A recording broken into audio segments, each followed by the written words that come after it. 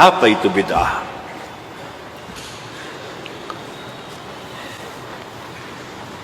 Bismillah.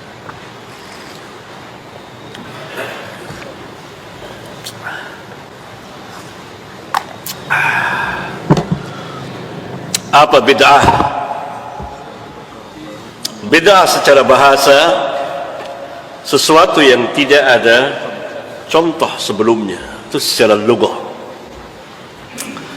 Tidak ada contoh sebelumnya.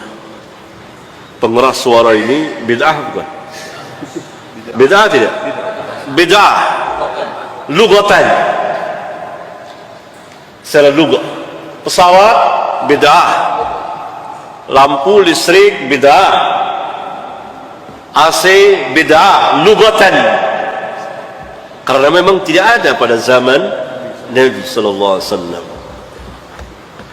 Istilahan, secara istilah syar'iyah, bid'ah itu adalah sesuatu yang tentunya diadakan, yang baru dalam masalah din agama. Dan Nabi sallallahu alaihi wasallam sendiri yang menjelaskan apa itu bid'ah secara agama.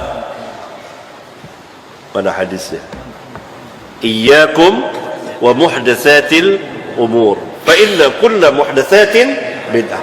Bid'ah itu pasti muhdats, sesuatu yang baru di dalam apa? Din. Karena Nabi sallallahu alaihi wasallam sebelumnya menjelaskan apa? Fa'alaikum bisunnati wa sunnati al-khulafa ar-rashidin al-mahdiyyin addu 'alayha bin nawajis. Wa iyyakum wa muhdatsatil umur. Baru, awaslah kamu, hati-hatilah kamu dengan perkara-perkara yang baru. Jadi perkara yang baru yang apa? Duniawiyah atau din? Din. Karena sebelumnya Nabi SAW memerintahkan berpegang dengan sunnah. Ini sunnah din. Sunnah inilah yang dipegang oleh al-khulafa ar-rashidin al-mahdiyyin. Yani ijma' mereka, bukan orang per orang di antara mereka. Ijma' mereka.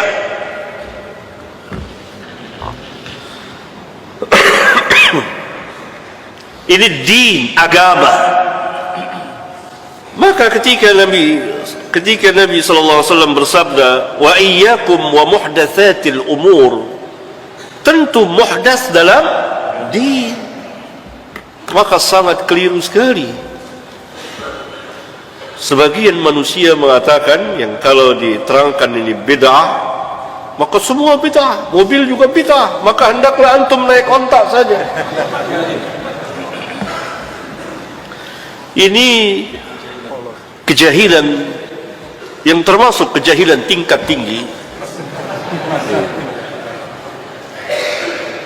Tidak mengerti apa itu bid'ah lughatan dan istilahan, dan apa yang dimaksud dengan bid'ah oleh Nabi yang mulia alaihi salam. Perkara yang baru yang tentu saja berdasarkan hadis ini, dan Nabi SAW sendiri yang menjelaskan ta'rif bid'ah itu, maka dapat kita urut. Pertama, dia sesuatu yang diadakan di dalam din agama, bukan duniawiyah. Din agama dibuat, diciptakan oleh manusia di dalam agama, yang maknanya dalam agama apa? Mengatasnamakan agama. Ya, dimasukkan ke dalam agama, mengatasnamakan din agama.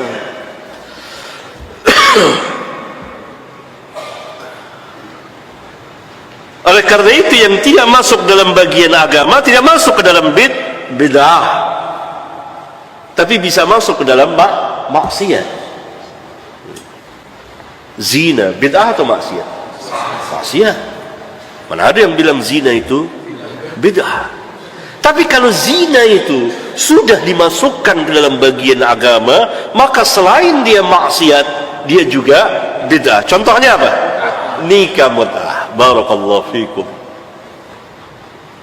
Zina, maksiat besar, dosa besar.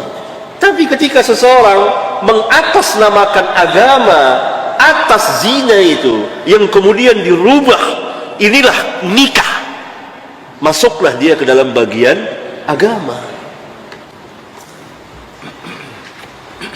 Musik, maksiat tidak? Maksiat.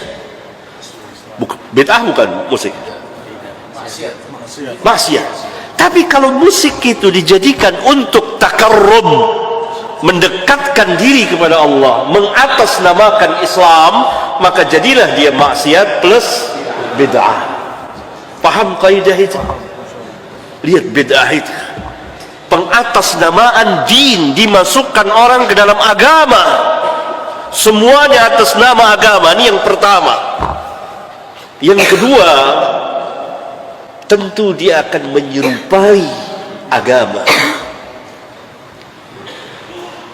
Yang ketiga, dalam rangka apa? Takarrub, mendekatkan diri kepada Allah. Yang keempat, mengharapkan pahala, dengan harapan mendapat pahala. Ini urutannya, tertibnya. Itulah bid'ah. Karena itu pada hakikatnya bid'ah dan ahli bid'ah mengistidrak, memberikan catatan kaki terhadap Rabbul Alamin. Rabbul Alamin mengatakan, al-yawma akmaltu lakum dinakum. Syari' Rasulullah SAW mengatakan bahwa beliau telah menjelaskan segala sesuatunya dan seterusnya. Lalu bid'ah dan ahlinya, ahli bid'ah ini memberikan catatan kaki. Ada ini yang belum sempurna, ada 1, 2, 3, 4, 5. Istidrak terhadap Rabbul Alamin.